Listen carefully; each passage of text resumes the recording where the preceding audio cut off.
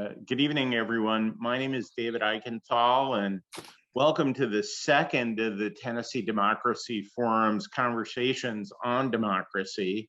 The Tennessee Democracy Forum is a nonprofit and nonpartisan organization dedicated to promoting democracy here in the volunteer state.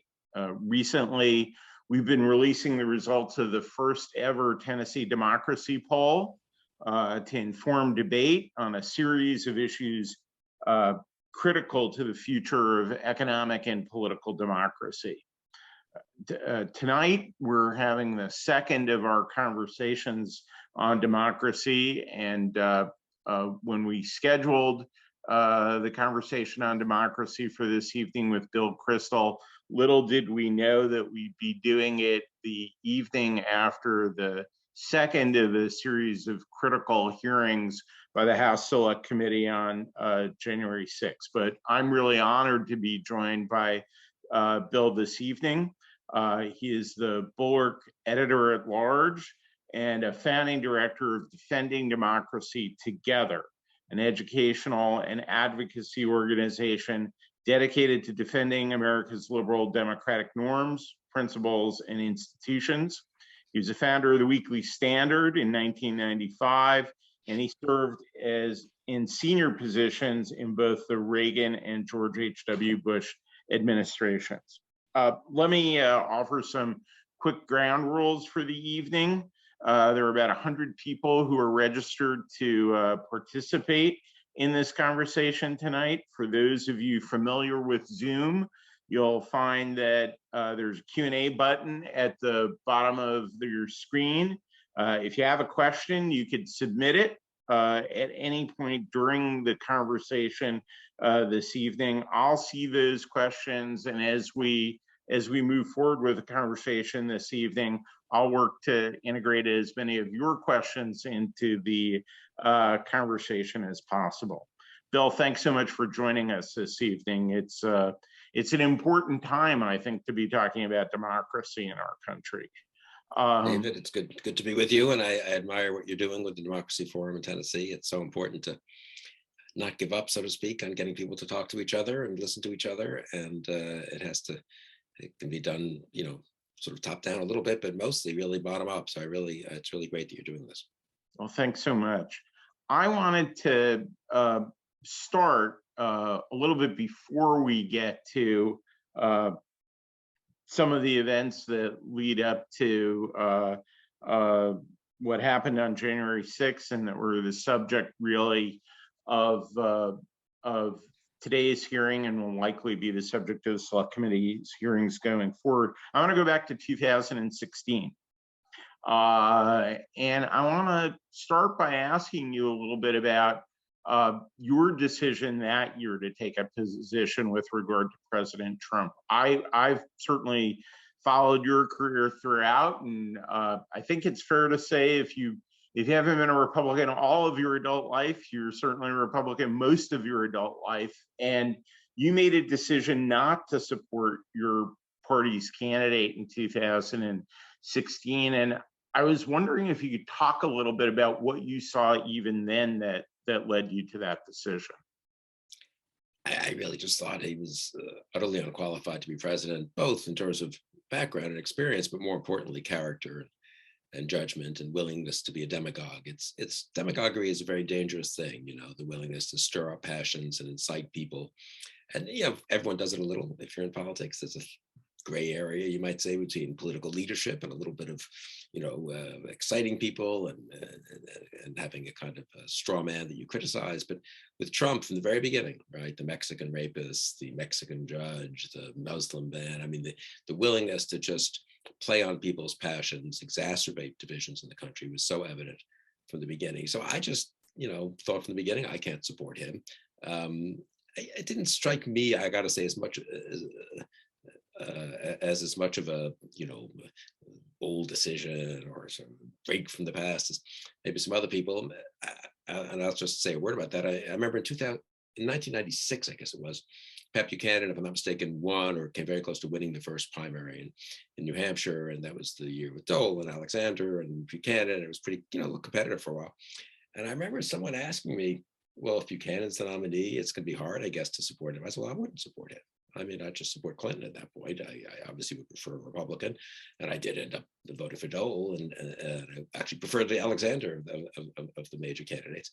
But and so it didn't, and I remember at the time people were like, "Ooh, you wouldn't support him?" Well, look, there are certain lines, and for him, especially with the anti-Semitism, I just, but also the isolationism and the kind of proto-Trumpism, honestly, that was a line too far. Maybe I was helped a little bit in this by having been a Democrat, sort of. I mean, or at least working for a couple of Democrats when I was a kid, really a kid. I mean, sort of high school volunteering for the Hubert Humphrey campaign, and college volunteering for Scoop Jackson, the great Cold War Democrat from Washington State, and a failed campaign in '72, but I gave out leaflets for him, different era, in Boston where I was in school.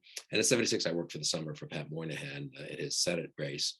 He was a friend of my family, and I knew him, and he barely made it past the primary there, past Bell Abzug, and won and served in the Senate for 24 years. By 1980, I was kind of a Reagan Republican. When I came to Washington in '85, to serve in the Reagan administration, I was pretty much a loyal Reaganite for the foreseeable future. But I think maybe just not always have. I'm struck when I talk to people 20 years younger than I, people in their 40s, or 30 years younger, maybe in their 30s. It's harder for them to really, for me, this was just normal. I knew a lot of people who started off as conservative Democrats, they became Republicans. People who started off as liberal Republicans and became moderate Democrats. People who supported some things across the aisle in the way that people like Joe Lieberman and John McCain did. When we started the Weekly Standard in '95, we supported President Clinton's intervention in Bosnia. It was about 3 months into the magazine, big editorial, and we got a ton of, this was still in the old days, letters, people saying, I didn't subscribe to a conservative magazine to read editorials supporting Bill Clinton. It's like, well, sorry, we think it's the right thing, and Dole and McCain were for it too, and so forth. So I think maybe I just always, from luck almost, was a little less of a pure party loyalist, and I always had the sense that you just can't put that first. So it's interesting that you hearken back to Daniel Patrick Moynihan, who I remember having grown up in New York. I think we may have been on opposite sides of the '76 Senate primary there. But one of the things I always think about when I think about Senator Moynihan is the great quote, and I know I'm going to get it wrong, is everybody's entitled to their own opinion, but you're not entitled to your own facts. Right. But we seem to be going in a slightly different direction in the country and in Tennessee. So we recently released the results of polling here in Tennessee, which found that about 45% or so of Tennessee voters thought that the duly elected president of the United States was Joe Biden. About 45% said Donald Trump, 10% were unsure. And similarly, Tennessee voters were split pretty much down the middle as to how they viewed the events of January 6th, whether it was, I think as at some point the Republican Party chair suggested, sort of a normal part of political discourse, whereas others sort of see it as an insurrection. I mean, it seems to me that that's almost at the core of of some of the problems that we're having in the country. And I guess, how did we get to this sort of level of division, and how do we begin to get people to always have their own opinion, but to get to a common set of facts that we could all agree upon? I mean, it's a big question, and there are obviously a million things going on at once, so it's hard to disentangle the causes. Some of them are technological, I think social media, Facebook, algorithms, that's been discussed a lot, the decline of the sort of network news, the kinds of things people have in common. I think locally, the decline of local newspapers and the kind of common basis for judging things. And so I'm very struck by this here in Virginia. We've had school board controversies. I'm sure you've had them in Tennessee, and they're not driven by local. I mean, some of them could be driven by someone coming home and saying, my God, look what they're trying to teach my kid. But often they're driven by national stories, by Fox News, often exaggerating or blowing up one incident somewhere, or God knows on social media, people just repeating things that very often untrue, occasionally true, but either way, and then riling up people. This is probably happening in your schools. And I was talking to someone who's a teacher at a public school around here in Northern Virginia, and it's all not. It's amazing how little of it's based on actual empirical evidence of what's happening. Obviously, parents are entitled to say, "Well, I don't think my kid should be taught this or that," or and go to the school and make that case. But so I think there's a kind of the way I think of it is partisanship got worse and worse, or more extreme and more extreme. In the 90s, the 2000s, the 2010s. That's kind of a Washington thing, a politician thing, more members of Congress. There were fewer bipartisan agreements. But I used to be somewhat relaxed about it. I thought, okay, look, it's not very good for the functioning of Congress. It can lead to kind of bitterness and nastiness and foolishness in policy. But the country seemed to me much healthier. I used to say this all the time in speeches. I believe it. I think it was right, certainly 10 years ago. You go to state level, you go to the local level, people are working with each other, mayors are governing cities in relatively nonpartisan ways. Often states a little more partisan, but even there, often governors working across the aisle. A bunch of Kasich in Ohio, Hickenlooper in Colorado, a lot of them. I think in Tennessee in the past actually has them. I mean, so I used to think, okay, it's a manageable problem. At some point, and I think Trump has a lot to do with this, of course, the partisanship became polarization and not just polarization, but what the political scientists call affective polarization, by which they really mean negative polarization. It's almost more about who you distrust, who you hate, who you really don't want to see have any power at all, who you think's out to get you. And so much of politics has become about that. That is very unhealthy. And it leads to information bubbles of the kind you mentioned.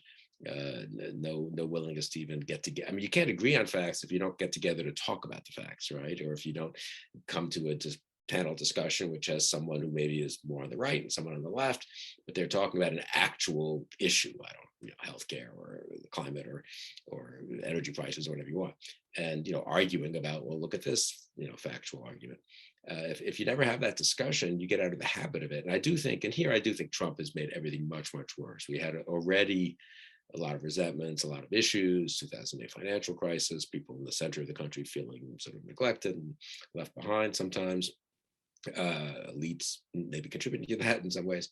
And then you have a politician who purposely stirs that up. And we've had that, God knows, many times in American history, but usually senators, governors, local troublemakers who are restricted to particular parts of the country, particular issues, race, obviously, but and I don't mean to minimize that, but still not a president for 4 years, a candidate for a year and a half, and then a president for 4 years, purposely sort of poking every sore spot. And so, I mean, if you think about it just in terms of personal life, right? It's sort of like having the difference between having a family situation which has some issues, some disagreements, some dislikes, but people trying to work it out and frankly paper it over where necessary and just to agree to disagree and so forth, or someone who's always just jabbing to get people to really fight each other. And that's kind of what I feel like we've been going through. And I think it's done a lot of damage.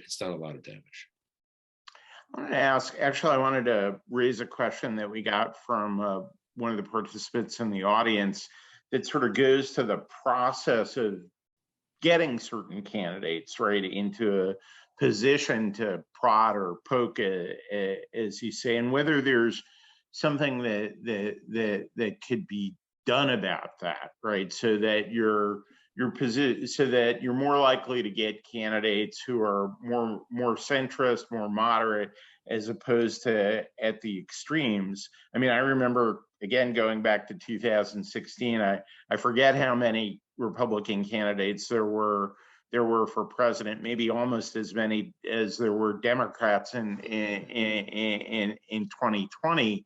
And you could see in the early primaries, right, or caucuses, that the non-Trump vote, if you added it all up, was greater than the Trump vote. But because of the dynamics of a multi-candidate race, there he was. Right. And you see that lots of times, I guess, at the state and local level in the primary process as well. Are there sort of legal mechanisms or changes in party rules that could make that less likely? And is that something that both parties should be looking at? Yeah, I mean, I think there's been a fair amount of social political science efforts to figure out, would opening up the primaries, would having ranked choice voting or other forms of where you get to. I mean, right now, if you have closed primaries and a chunk of partisans who are certainly going to vote, are very motivated, that could be 30 or 40%, but that becomes the key. A lot of other people don't come out. That candidate wins. That candidate's the nominee of the party. We only have two parties. And so someone who's really pretty extreme, if you sort of had the whole 100% of the spectrum, voters all voted together, they'd probably go somewhere around 56 or 59 or 42, in that spectrum. But because this candidate who's at 20 wins the primary, then that's the only choice in the general. That candidate's then a senator or a congressman, hard to defeat incumbents, the way things are set up. So yes, the primary system could be fixed, the electoral system, and lots of other things would have to be, I think, could be addressed as well. It is a bit of a self-reinforcing thing. Once you get, gerrymandering is often cited as a problem, which I think is real. On the other hand, the states haven't changed their boundaries, and there too, there's been much increased polarization. Some of that's, just big trends that are hard to deal with, socioeconomic sorting. The social scientists talk about people move to places they want to live, and people move to places where other people like them live. And so suddenly, a lot of people go to San Francisco and other people are coming to Texas, let's say. And, there's a kind of sorting out that we didn't maybe used to have quite as much, with all the ability to kind of go live where you want to some degree. And so it is a bit of a self-reinforcing, self-fulfilling process. So there's no one way to break it open, I don't think, but it would be, it's worth thinking about all kinds of ways, whether they're sociological, if I can put it that way, cultural, educational, to break things up. I do feel like you do not want a country to kind of keep moving towards Balkans type situation with, red states and blue states, or red states with blue pockets in it, and the rest of the state hates the blue parts, and the blue part, that's not healthy. That's always going to happen to some degree, of course, it always has happened, right? Liberal enclaves and conservative states and so forth. But you'd like to mitigate that to the degree. But again, a lot of it for me comes back to leadership. At some point, people have to step up and say, look, I understand there are deep divisions on this, but we need to work this out and move forward. I think you saw that in the South with a lot of the responsible leaders in the 60s and 70s on civil rights, and, people who took some political risks, and the states ended up in a lot better place, and the country ended up in a lot better place than it would have been if you just had endless demagogues exploiting people's grievances, encouraging people just to take a short-term, view. Well, you're going to lose this. God knows where this is going to lead, and you can't afford to, to take this risk, or do something that we haven't done before. So it's hard. It's a bit, as I say, it's a bit of a self-reinforcing cycle, which is why it's so important to do what you're doing, and I think everyone else has to do it. And you never know kind of where the breakthroughs would come, is the way one way I would think about it, though. I think if one were looking at race relations in this country in the mid 1950s, you'd think, geez, this could just be 40 years of just getting worse and worse and worse. Now it's not, God knows it's not perfect, and there's been fits and starts and all that, but it's nothing like, it wasn't just a day or two ago, the anniversary of the Loving decision, where the Supreme Court, but that happened in my lifetime, maybe not quite yours, I'm a little older. The Supreme Court, Yes, mine too. struck down bans on interracial marriage. I just saw this today on Twitter. Chairman Thompson, Betty Thompson from Mississippi, the chairman of the committee, the January 6th committee. He didn't post this, but somehow someone got this from the records at Emory University, a fine university in Atlanta. He applied to it, I guess, in 1959 from his rural, small high school. He was a good student.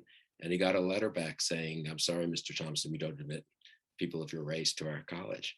And, this is not like a historical document from 100 years ago. This is in his lifetime and my lifetime, And so we've made a ton of progress, which does tell me that you can overcome these things that are pretty deeply built in to some degree, but people have to work to do so.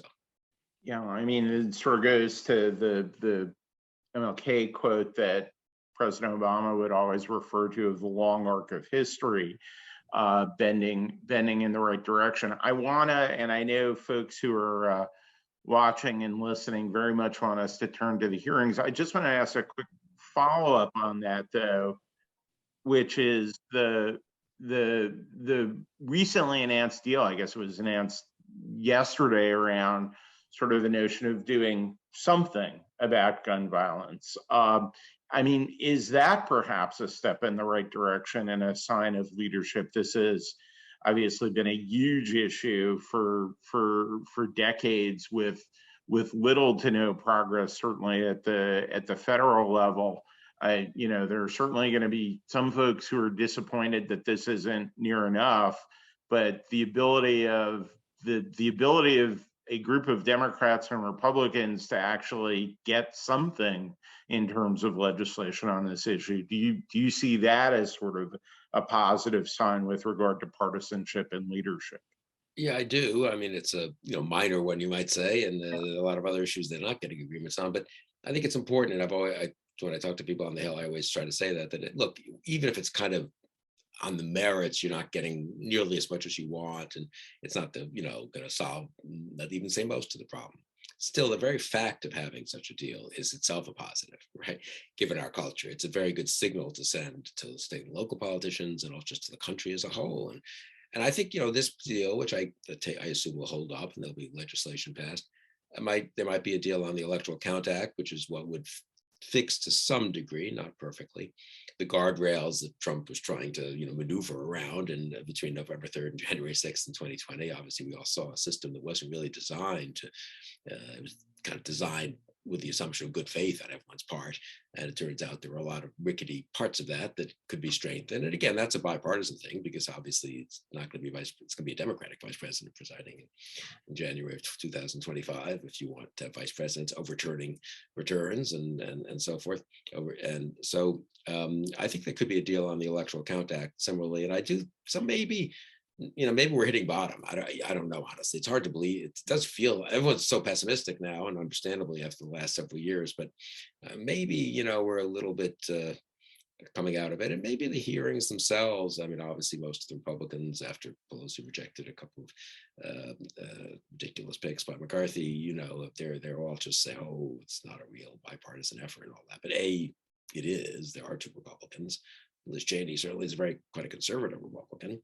And, they're also laying out the facts in a way that an awful lot of Trump appointees and loyalists and staff are saying certain things that I think if you've been really in a bubble, you haven't wanted to believe any of that, seeing it in a deposition or seeing it, seeing contemporaneous documents makes you think, geez, maybe it wasn't quite the way I thought it was, So I don't know how much effect it will have, but it is, and incidentally, I think for those on the left, seeing that there were Republicans who behaved honorably and Liz Cheney leading the pack, but I mean others as well, Raffensperger in Georgia and so forth, and upheld the elections. I think maybe this could be a bit of a moment where we begin a bit of a comeback. So let's that's a great segue. Let's talk about the first two of the series of hearings that are being held in June.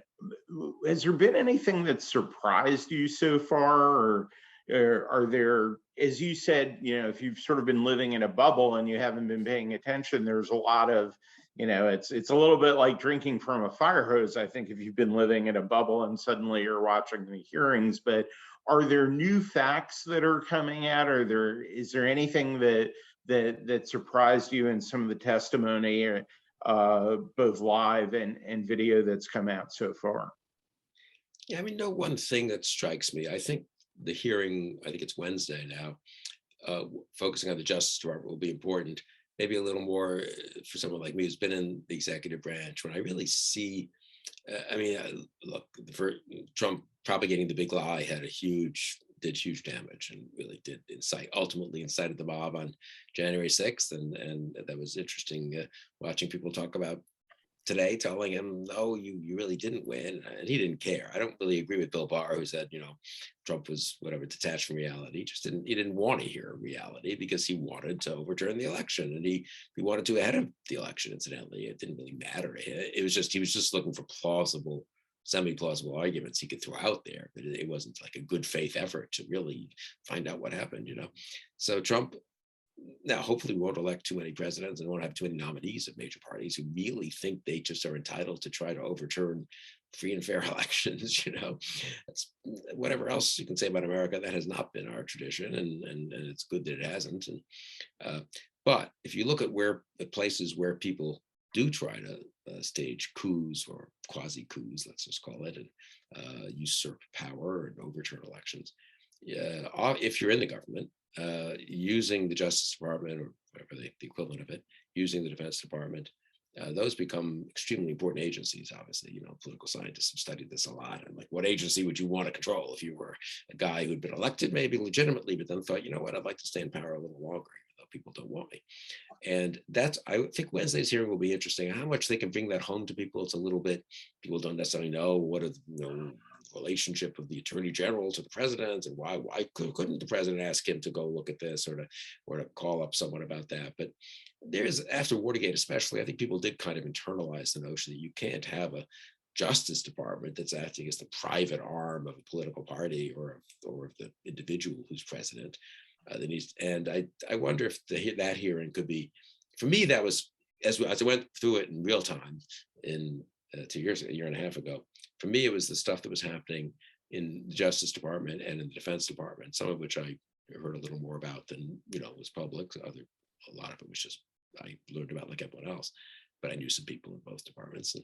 And that's what really sort of spooked me, that it wasn't just, it was some guy, he's totally as Trump, he's just a loudmouth, he's irresponsible, it's terrible what he's doing, he's going to get some people hurt. But, at the end of the day, he's just, sitting in the Oval Office screaming and yelling pointlessly for 2 months. That was kind of the conventional, sophisticated, not very pro-Trump Republican, but you don't get too alarmed about it. It's sort of like, mad King Canute or something, telling the tides to go out, and, it's not going to do any, it might get screw up a few people, foolish people will come to the Capitol, and no one quite expected that, but, you could imagine that kind of thing. But irresponsible rhetoric. The fact that he really tried to change leadership at Justice, get Justice to lead, to report things falsely, leaned on state legislators, the changes he made at the Defense Department. I mean, that really is more like reading in some book about what happens in Argentina, when there's going to be a coup. And I wonder how much that'll come home to people. Yeah, it's a little like a movie from our youth, 7 Days. And it has this 7 Days in May feeling to it once the Defense Department gets involved in it. And part of what we've seen, and I wrote a little bit about this last year, and I think even the polling that we've done more recently statewide suggests that it's still true. There are people who were Trump voters, right, who sort of agreed with him on again, sort of the policy issues around taxes, around Supreme Court nominees, and either were willing to hold their nose on lots of other things, or just didn't really care about a lot of other things. But the combination of the events that culminated in January 6th, and then the vote by a number of members of the House and some members of the Senate against certification, that was sort of the combination that was a bridge too far. I wanted to ask you about members of Congress in all of this, right? And we know that the select committee sought testimony from a number of their colleagues. I think it was in the context of talking about what members of Congress did. I think Jamie Raskin said something about blowing the roof off of the Capitol. How do you see that playing out over the course of the hearings during the rest of the month? I'm not sure how central that will be to the hearings. I think they've probably been able to find out everything, and people are resisting subpoenas and the like. But I do think it's very important what you mentioned. That is to say, go back to my previous analogy and leave aside those 2 months. For 4 years, think of this thought experiment. Trump becomes president, kind of flukish, electoral college, draws an inside straight, whatever, becomes president, starts to do things. But the Republican Congress makes clear, look, he's president. He's obviously, they'll treat him with respect, but they're not going to just go along with him. And they're going to check him when they have to, and they're going to stand up to him, and they're going to rebuke him and have their own minds. They're not going to be intimidated by him. that 4-year scenario is very different from what happened. And indeed, we've had that 4-year scenario in various states. Governors get elected sort of flukishly, where they turn out not to be very good at doing what they're doing. And the states kind of chug along because the parties in the legislature, have more experience and do their thing, or don't go along with certain crazy ideas. The fact that the Republican Party allowed itself to be so intimidated and ended up signing on almost fully to Trump because they thought it was electorally a winning thing, I think, mostly, and they were scared of him in primaries. That has done huge damage. The Trump phenomenon is not nearly as dangerous a phenomenon. You don't get to anything like January 6th without the Republican Party spending 4 years, but especially those last 2 or 3 years, basically first acquiescing to Trump, kind of grumbling, then a little more enthusiastically getting on board, and then by 2020 just going all in basically for Trump. And then, of course, in a way, Elise Stefanik, replacing Liz Cheney as number 3 in the House is the perfect, epitome of that almost. And so Congress is just supposed to stand up to the executive branch. And this was Republican majorities for the first 2 years in both the House and the Senate, and then still in the Senate for the last 2 years. Doesn't check Trump. Ambition does not counteract ambition, to quote the Federalist Papers. The interests of Congress doesn't combat the interests of the presidency, except in very few cases. Party trumps everything. Loyalty to Trump's party, or becomes what party is. And that's what big things so dangerous. And so Trump, even though some of the Republicans were awfully queasy about what he was doing after November 3rd, there wasn't, if every Republican stood up on November 7th, when the networks called it, or November 10th, or even December 14th, when the Electoral College voted in the different states, the electors voted in the different states and said, it's over. It's over. President Trump can have his own opinions. President Trump can say whatever he wants. It's a free country, but it's over. We all agree it's over. We're going to be working with President Biden on whatever is suitable for the transition, and we'll look forward to hopefully having some better policies than we hope from these bad Democrats in the next 4 years, 2 years, or whatever. If they had said that, I think it would have been quite different. Now, not all Republicans went with Trump, but very few stood up against it. Very few told, and these are elected officials. They have some credibility. If Mitch McConnell says something, he's maybe not the most popular Republican in the world, but a lot of people in Kentucky voted for him, and the same is true of a heck of a lot of other Republicans. So I think the Republican Party's acquiescence to Trump and enabling of Trump, really, they bear a lot of responsibility for the real situation we got into there at the end, and the situation we're still in, because then January 6th happened, and that was the moment finally they could have just cut loose. Impeach him, convict him, can't run for office again, and also make clear, look, we all kind of went along, we thought we could manage it, we never thought it would get this bad, we regret that, and it's finished, it's over. Don't mumble that on background to a reporter or say it publicly, and don't just have 1 or 2 people say it, maybe probably a couple others, but have almost all of them say it. That didn't happen. In fact, the big story of January 6th was it didn't happen. And, everyone was astonished and horrified. And then a week later, 10 Republicans in the House vote to impeach. And then a month later, 7 Republicans in the Senate. And the night of January 6th, 140, whatever it is, House Republicans vote to overturn the electors in Pennsylvania and I think Arizona. So, and 9 senators. So, I mean, that really is terrible. It's a big difference in a system. And you can think about this too, again, in any other system too, right? It's, businesses, you have make a bad choice for CEO. It's a little like crazy. And that person, puts his kids in charge of various things and sort of mismanages the business. Fine, not very good for the business. But it's not like, but if there are a lot of other people saying, no, you can't do that. Here we have to, it does check. There are checks. And there were some checks in the executive branch early on. They gradually went away. There were some checks in Congress early on. They certainly went away. Now we look at the prospect in this, if there were another Trump presidency, all the people who checked him in the executive branch, he would never make that mistake again. You're never going to see HR, whatever you think of those people, maybe they went too far. I don't approve of everything they did, but you're never going to see Jeff Sessions saying, no, Mr. President, I can't just, do what you want me to do. This is the Justice Department. We have to follow procedures. You're not going to have HR McMaster. You're not going to have Jim Mattis and so forth. So it really, you're not even going to have Bill Barr, as Trump himself has now said, right? Weak, terrible, you're going to have pure apparatchiks.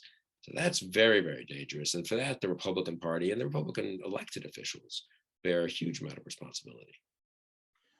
So you hearken back to Watergate a little bit in your remarks, and we've mentioned this. So Friday, of this week is the 50th anniversary of the Watergate break-in.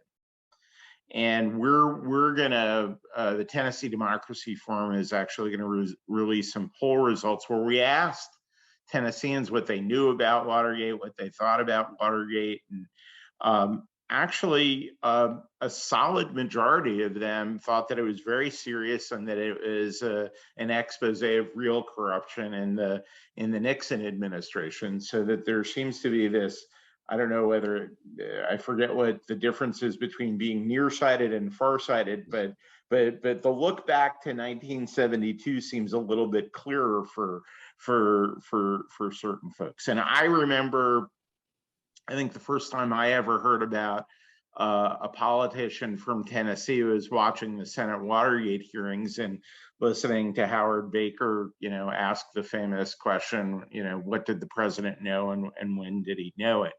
The Senate Watergate hearings, right, were in some respects a model for the sort of thing that the House Select Committee is doing now, but it may be something of a flawed model because it was sort of the first investigation of a president, as opposed to this one, which comes at the tail end of multiple impeachments.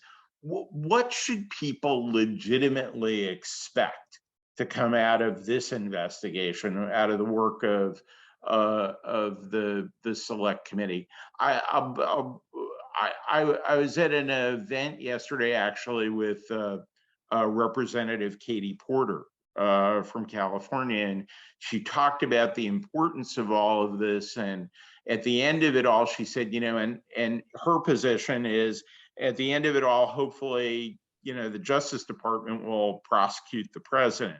And it was like, well, okay, but that's not Congress's call, right? So what could Congress do through this process and at the end of this process?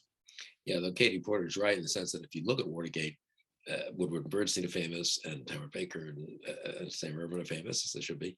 But actually, Judge Sirica, the actual criminal prosecution, which began right away because they caught those burglars, they're actually arrested that night, right? And then they turned on their higher ups. So there was an actual, that broke a lot of it open. And it's been kind of a problem, actually, and I'm not criticizing anyone. I'm not sure it's not that easy to prosecute people for these kinds. It's a little different from a burglary in an office building.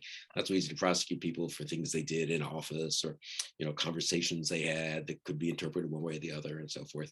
And people are correctly nervous about prosecuting people from previous administrations. You don't want to, which again that wasn't the case there, right? Nixon was in power. So it was easier, and ironically, because he was in power probably, to have the court system and others say, okay, well, let's have Haldeman testify. And then if he testifies truthfully or not, and we haven't really had that. So that's what I think one problem here in discovering the truth.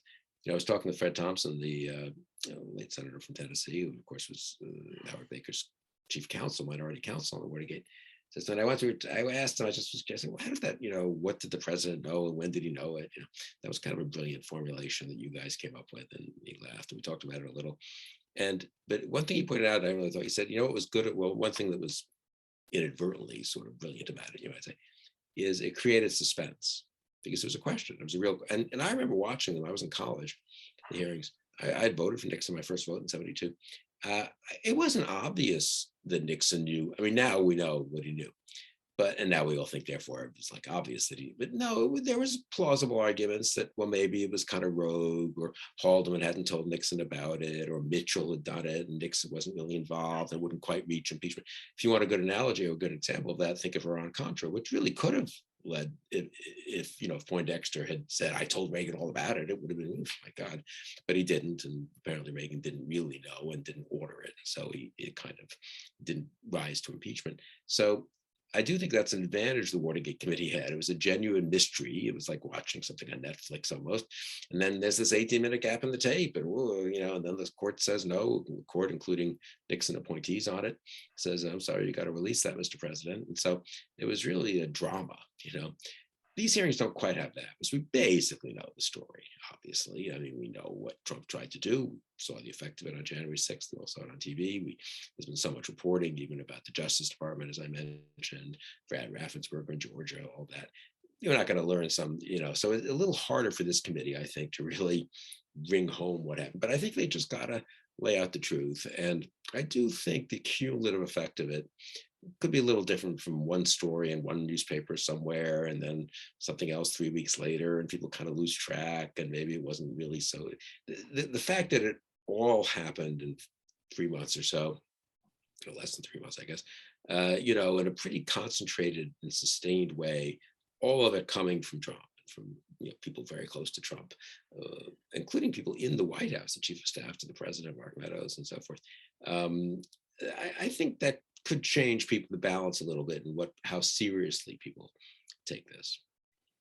So do you think, this is a great question from the audience, what effect, if any, do the hearings have on whether or not Donald Trump is a candidate for president again in 2024? Does it, if he, the argument has been made by some, right, that there is the fact that he got past the Mueller investigation emboldened him to do what he did with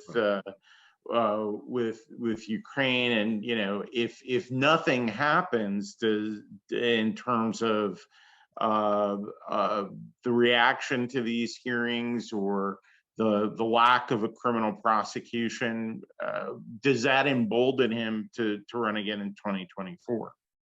I mean, obviously, I don't know. I mean, he's a hard, hard guy to figure out sometimes. But no, I assume he's going to run. I mean, he wants to be president again. He likes the presidency in many ways. He probably gets bored by parts of the job, but still, it's about, he's clearly, chafing down there in Mar-a-Lago, and he's not going to sit there and enjoy watching a whole bunch of other people run for president as Republican, and he can try to then be kingmaker. I'll endorse one of them. Well, as we've seen from his endorsements this year in the Senate, and gubernatorial and House races, it's like a one-day thing, and then no one, has some effect, but it's not quite the same as being the candidate and having 20,000 people cheering for you, and crowds and so forth. So I assume he's going to run. I do think, look, I don't know. He's surprised us before. If you had told me on January 7th, 2021, no, Trump's probably still going to be the front runner, and a year and a half later, really? I mean, so with that huge caveat that it's hard to predict what people's reactions are. I think this, among a certain type of Republican who went along with Trump, maybe even got a little enthusiastic about him at times, because he really seemed to be sticking it to the left, or maybe they just liked the Supreme Court appointments or the tax policies or whatever, and they kind of didn't want to think too hard about the other stuff. I gotta think, if you're, especially maybe among donors and some elected officials, they're looking at this and they're thinking, geez, I mean, can we go through this in 2023 and 24, having all this brought back up? And do we really want him as president again? I mean, couldn't we get someone who's pretty Trumpy, much more Trumpy than I would like, but DeSantis being the most obvious candidate, but there are others too.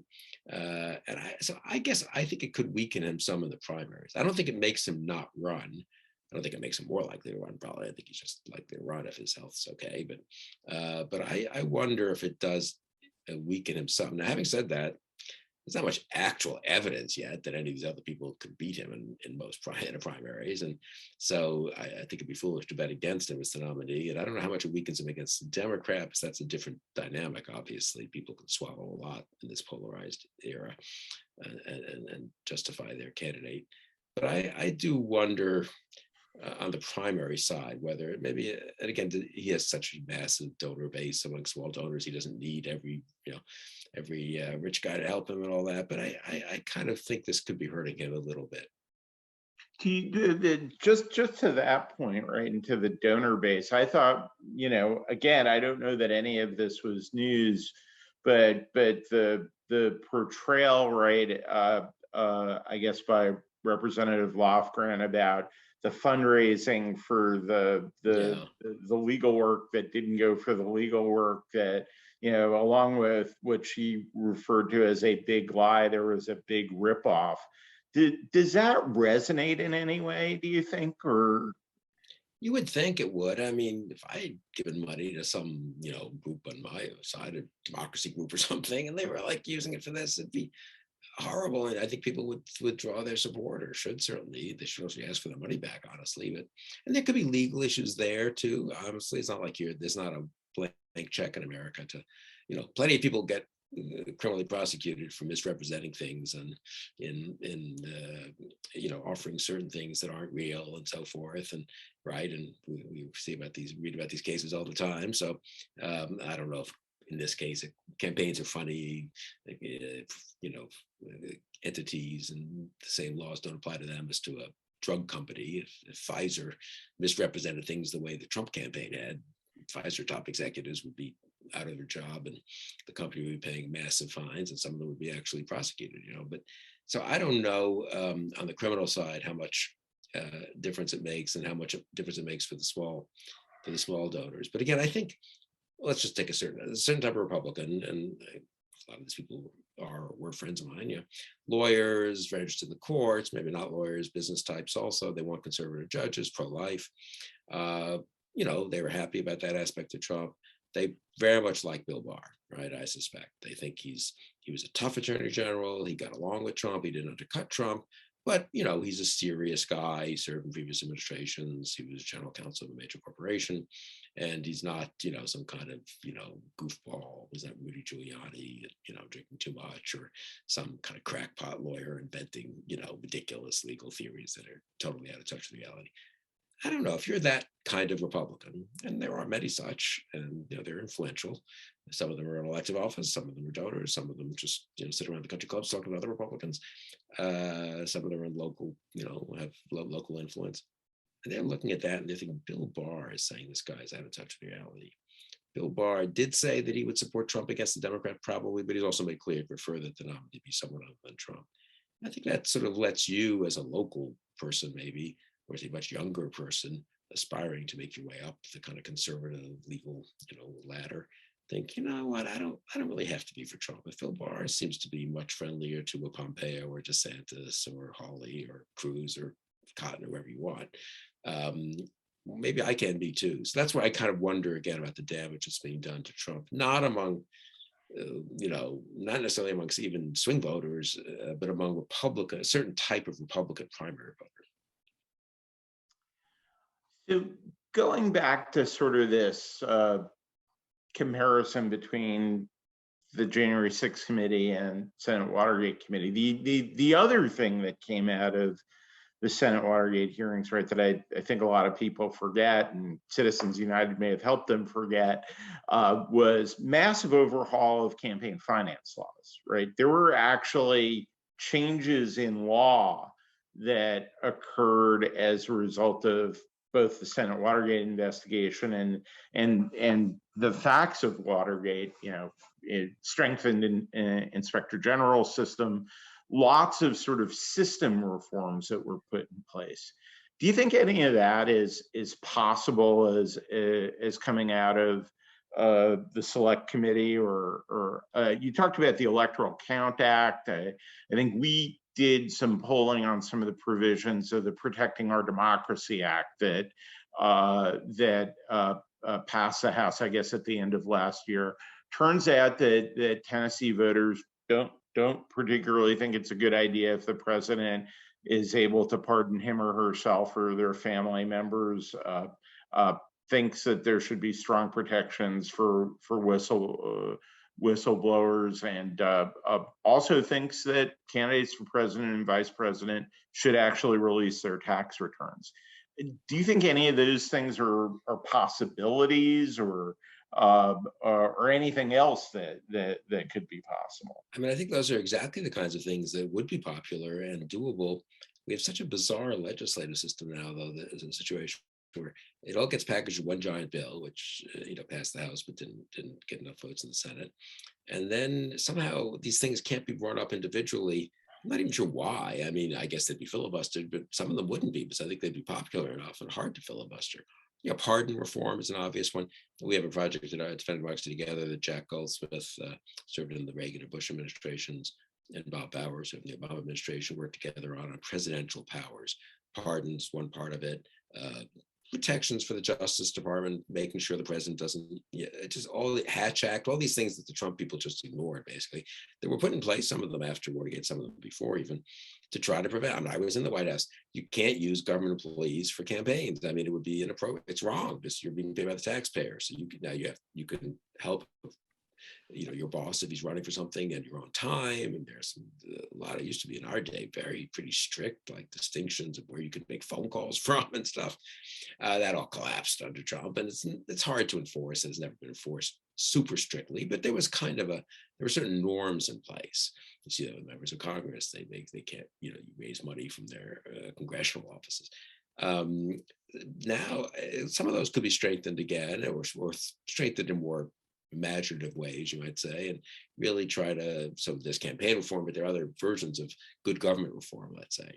Trump exposed a lot of weaknesses, all these, a lot of people are interested in reforming the appointment process, where he couldn't get someone confirmed by the Senate, but then he would make him acting, and then he would make someone else the acting deputy, who then became acting when the first one went away. And that's one reason we got into trouble in DHS and possibly in DOJ near the end, and some of these agencies. The whole normal check of the Senate, or at least having to confirm people at high levels, well, it went away. The Senate deserves a huge amount of blame for not insisting on doing this, incidentally, and defending its own prerogatives. Anyway, short answer is yes, there are a lot of possible legislative reforms. I don't know, this is one of the crazy things about our system today. So it's not like hard to think of them. You'd think that ambitious, just people, young politicians who might want to make a name for themselves would sponsor one or two of these. Why wouldn't you if you're a first or second term member of Congress somewhere? You'd be the person who fixed the pardon system. You get a lot of good press, frankly. You do something good for the country. But the leadership controls everything. There's not much entrepreneurship among the members, the younger members. I don't think of the Senate or the House. And so this would presumably be done mostly by Democrats. So in fact, you could become kind of a famous Republican by doing it, a kind of Howard Baker type thing. And it wouldn't even be against Trump. He's out of office, right? You'd be stopping Biden from pardoning Hunter Biden, if you think that's something that could happen. So I mean, but it's amazing how little thinking there is about the policy changes that could be made. And I think that's part of a broader phenomenon. I'll just take one more second on this, which is, it's amazing how little debate there is about policy altogether. It's like, and this is a sign that the system is broken. I mean, it's just, we have all kinds of issues to deal with in the country: energy policy, health policy, immigration, trade. And you'd think there'd be disagreements, but there'd be people who have this view and people who have that view, and then maybe some in the middle saying maybe we can work out at least a deal on this. There's almost none of that happening, and that's bad, because we really do need to make progress in some of these policy areas, including the areas you mentioned, the kind of good government areas. Can you talk, one of the questions from the audience was, not everybody knows what some of the reforms are around the Electoral Count Act. Can you talk about that in a little bit more detail, and I guess specifically why you think that could be something where there would be bipartisan support? Yeah, sure. I mean, it is a little complicated, because as we saw, that's an act of 1887 that still governs the kind of what happens with the Electoral College, the counting of the votes in the state capitals, the reporting of the votes to Congress, and so forth, the role of the vice president, the fact that one senator, or I think a few members of Congress, can object if they see something wrong. And a lot of that it was sort of cobbled together in the earlier crisis. It's pretty murky if you try to actually read it.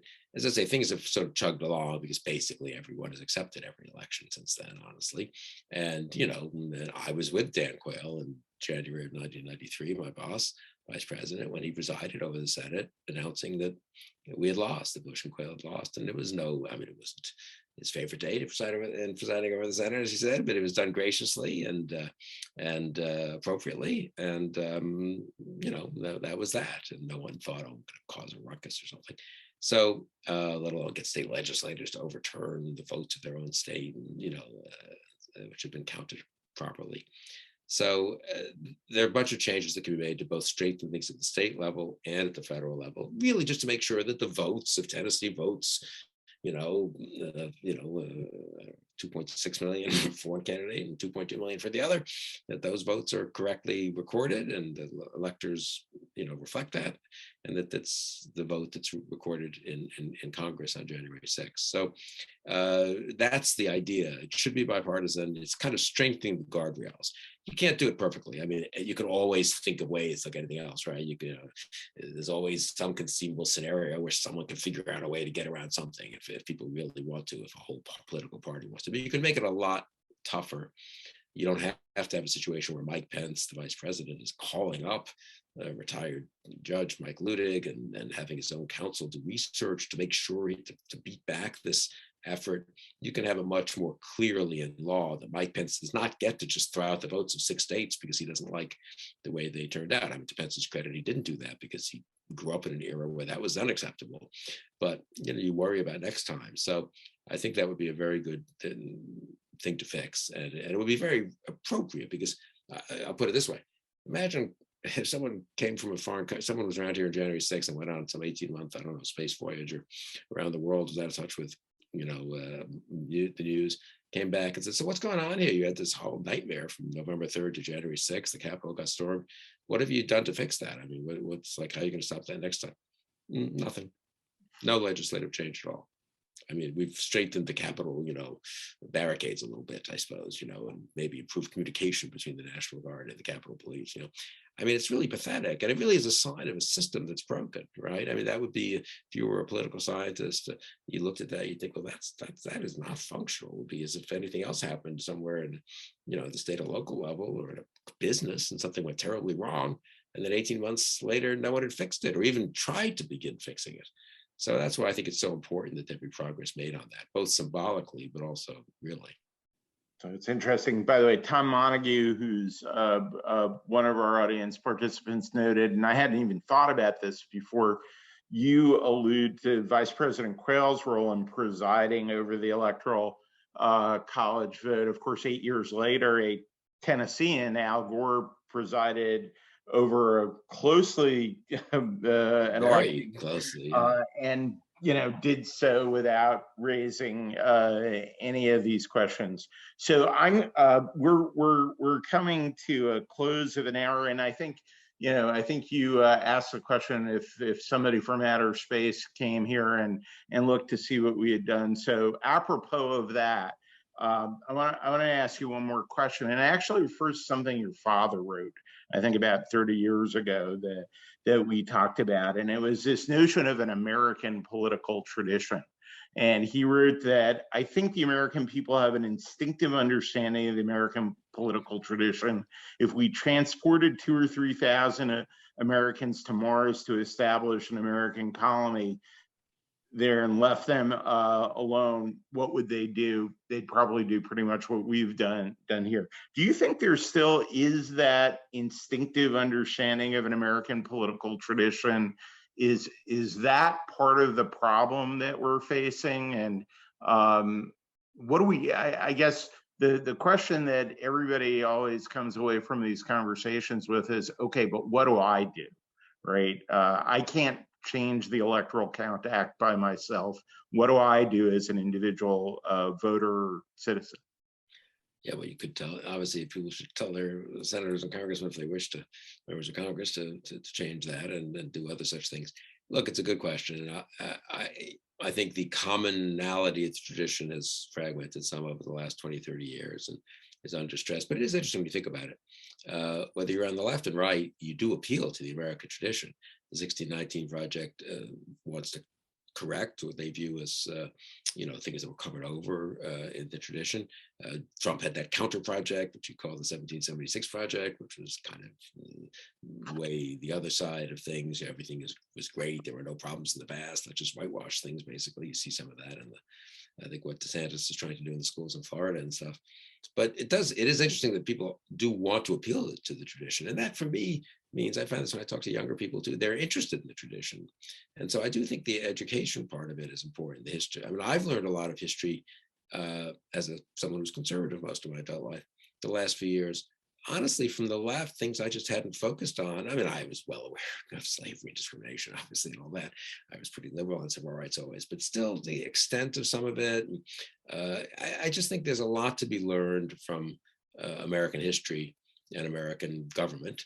And if we can teach it, or people can just read it on their own in a sort of non-polemical, less polarized way, I think that would be interesting. My wife just read the new biography of Ulysses S. Grant, not so new anymore, I guess, of Ulysses S. Grant by Chernow.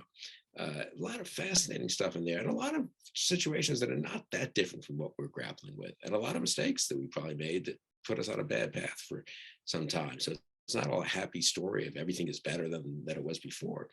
But I think there's a lot to draw on in that tradition. I mean, we're not like some country that, was governed by dictators and then by another set of dictators and then had a civil war. We didn't have civil war, but and that was unresolved, and then we sort of don't have much of an indigenous tradition to draw on, and we're going to have to invite people in from some other country to help explain how a constitution works, or how the separation of powers should work, or how civil society should work, or how decent governance or progress and race relations should work. Those are all things we've experienced, and so there's a lot to draw on in America, and I think that gives me heart. I mean, that makes it's easier. It should be easier to fix some of the problems here than some place that doesn't have these advantages we have.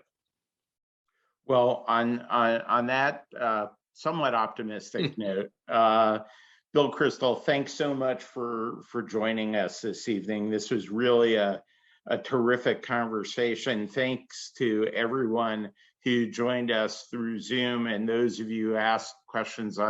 I tried to get to all of your good questions this evening. What a perfect way to put into context some of what we heard both last week and earlier today with the January 6th Select Committee. The next conversation on democracy will actually be in August. We're taking July off. Though we will be releasing some more results of the Tennessee democracy poll, apropos of what Bill just talked about, some data on how Tennessee voters think about civics education and the role that it could play. But our next conversation on democracy will be on August 22nd. We think we're going to be able to do this live and in person at the University of Tennessee at Chattanooga. We'll have Lisa Mensa joining us, who is a national expert on an important element of what I would call economic democracy, and talking about rural economic development, some of those parts of the United States that really have been forgotten in certain ways over the last not just couple of years, but really a couple of decades. If you're interested in attending that, you could go to www.tndemocracyforum.org to register. And if you think tonight's conversation was illuminating, please invite your friends to join as well. Bill, thank you again. Thank you, everybody. Thank you, Tennessee, and have a good night. Good night. Thanks, David.